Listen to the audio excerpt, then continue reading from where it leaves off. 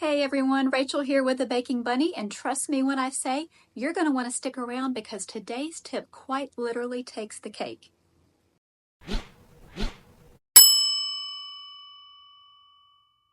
Today we're baking a smash cake for an order due this weekend, so I'm going to walk you through the process of how I bake my cake layers.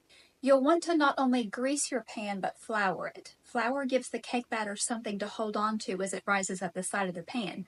Also make sure you're placing parchment paper in the bottom of your pan.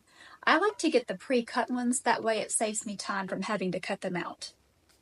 So when you're dividing your batter, make sure you have the same amount in each pan so that your layers will be the same height.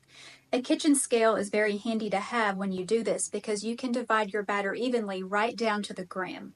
Also, mixing your batter does create pockets of air, and that air can lead to you having some big holes in your cake. A simple way to remedy this is to drop your pan on the counter about 4 to 5 times to bring those air bubbles to the top, like so.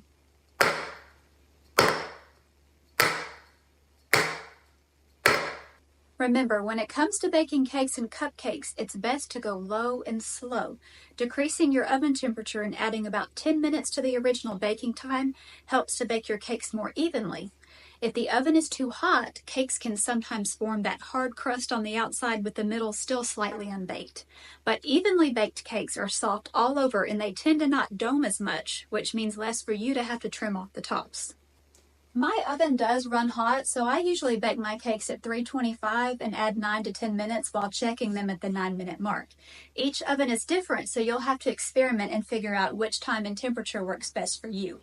Something else that's very important, don't open the door while your cake is baking. The sudden drop in temperature can cause your cake to collapse, resulting in a sunken center.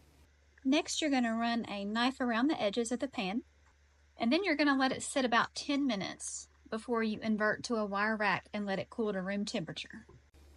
And there you have it. Hope this was helpful, you guys. If you enjoyed this video, please give us a like and follow and share with your friends. We'll see you again soon with the next tip of the day.